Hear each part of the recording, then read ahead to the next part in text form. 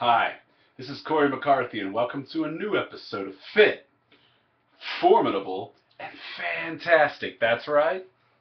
Go F yourself. And happy Friday. Now, in this episode, I want to address the keys to a classic physique, as you can tell by the title. Something more men seem to be drawn to building of late, with those artistic and pleasing lines and the symmetry and that Greek godlike flow. Think men like Steve Reeves, Arnold Schwarzenegger, Frank Zane, Serge Nubret, Lee Haney, Bob Paris, and of course my personal influence, the late Larry Scott.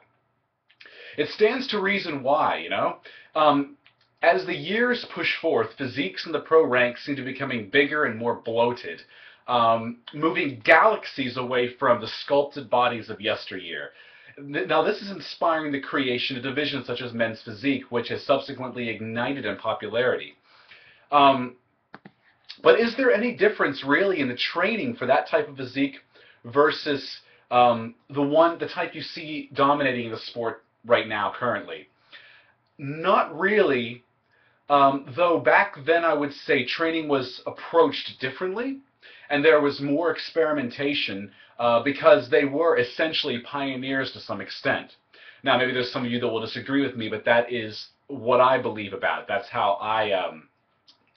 from my observations, from my reading and everything, that's how I view it. They were pioneers. More men back in the day would hit up twice or three times a week training splits, emphasizing the big free weight compound moves and relying less on machines and cables. If you take a look at the routines of, say, Arnold Schwarzenegger over, say, Phil Heath, you'll see exactly what I mean. Take chest training, for instance. Arnold may hit up some cable flies as a finisher, but he's hitting the big compounds with weight and volume. Barbell flat bench, barbell incline bench, and even parallel bar dipping, whereas Phil Heath may do some dumbbell benching, but primarily it seems to focus on hammer strength presses and other machine type work as the core of his chest workout. That's if you are to go by the published routines you find online or in magazines.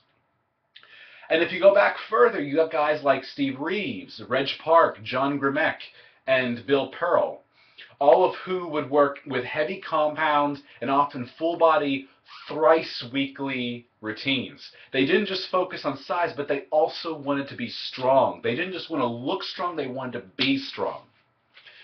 Grimek, for instance, was documented as having 600-pound deadlift, a 700-pound squat, 480-pound bench, and a 364-pound overhead press, all of which he gained at 195 pounds, just shy of 5'9". That's nothing short of impressive, if you ask me.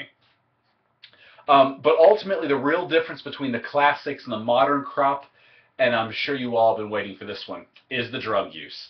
And that's really the long and the short of it. Today, you got guys loading up in various injectables, not just testosterone, but growth hormone, IGF-1, research chems, and even insulin. Furthermore, they're stacking with various orals. So how different really is the use now versus the classic era? Well, they did use drugs back then, so don't get me wrong, they did use drugs back then, but in far lower doses and even running compounds solo. For instance, Larry Scott was quoted as saying in May 2006 that on his personal website, in the forums in his personal website, he actually said it was only Dianabol and at max 10 milligrams. Now this is versus the stack of, say, Dorian Yates, the first real mass monster, and Dorian has openly admitted to using very specific drugs in Muscular Development magazine. For instance, and this is how it was published, weekly pre-Olympia, he would take testosterone propionate at 300 milligrams, trenbolin at 152 milligrams, primobolan at 500 milligrams, Anavar, which was taken daily at 50 milligrams, and growth hormone at 8 IUs. Everything but the Anavar was a weekly dosage. Now, and then weekly in his off-season, he would hit up testosterone at 750 milligrams, Decadurabolin at 500 milligrams, and Anavar, which was taken daily again, at 50 milligrams. Now, I'm not quoting these dosages as a suggestion for anyone to try his stack, and thus I am not responsible for anyone's choices, even if they got an idea from this video. Information which is currently freely available with a simple Google search too, so it's not just my video isn't exclusive to this. You could find it in muscular development, you could find it from a simple Google search, any of those things I just gave you, both Larry Scott's quoted dosage and the Darian Yates stack, which was from Darian's mouth. I'm also not promoting steroid use, and I myself do not use them. Steroids are not without health risks, and those two men were both professional athletes, and furthermore, this is something I need to emphasize, in most places you go, steroids are illegal without a prescription from a doctor for a valid medical reason. So I'm just stating the facts here in order to draw a blatant comparison and drive the point home of one of the big differences between the classic era and the current crop, as if this wasn't obvious enough as it is. You can see. So what's the real secret to a classic physique? Well, keep the drug use to a minimal or avoid it altogether. Personally, I avoid it altogether. Yes, you can avoid it. Steve Reeves and Vince Gironda are both famous, legendary examples of serious lifters who were adamantly against, and very vocal against, I might add, performance-enhancing drug use. Both swore natural status. Now, bear in mind, some drugs can even bloat and widen your waist, like growth hormone and insulin, for instance, especially when combined with other factors like particular dietary intake. Think for a moment, if you will. When did mass monsters really begin to appear? And what drugs were becoming more popular around the time in mainstream bodybuilding that were not in vogue or even available previously? That's just some food for thought for you right there. So also, you've got to eat well and you've got to eat healthfully. I suggest you lift heavy, and that's heavy for you. You know, don't try to like compete with guy XYZ in the gym or whatever. You know, if they're a bit beyond your level. You know, so lift heavy for you. Keep building strength. Always keep working on building strength. Work hard and consistently. Emphasize the big free weight movements. Get plenty of sleep and watch your body. Now, what I mean by that is to watch for weak areas and bring them up. Watch for flow and symmetry. Don't let one muscle overshadow the other. And that means, I always say this in my videos, you guys don't like to train legs out there? Start training legs. They're part of your body. If you're a bodybuilder, you want to build your entire body. And you don't want to have a weak chain to link, and you don't want to have, you know, this massive upper body going on with like little pegs that are like, you know, struggling to carry your body around. So aim for proportion.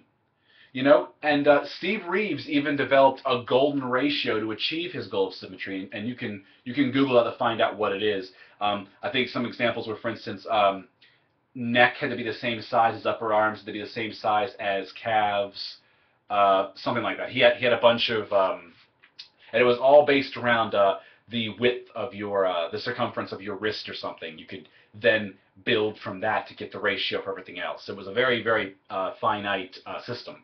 But you can find it all over the place. You can just maybe Google like Steve Reeves golden ratio. So, or Steve Reeves physique formula or whatever.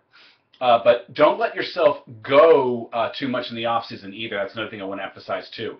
And forget dirty or excessive bulking phases, which can work for some people but won't work for many others, and can actually lead to a myriad of health issues as well as insulin resistance and unhealthy fat storage. And of course there's genetics, you know. No one wants to talk about this, no one wants to like admit to it, but some people just have a naturally more aesthetic collection of insertion points, if you will, than others, with naturally better lines and flow. But don't let that discourage you. Work with what you have and perfect you, okay?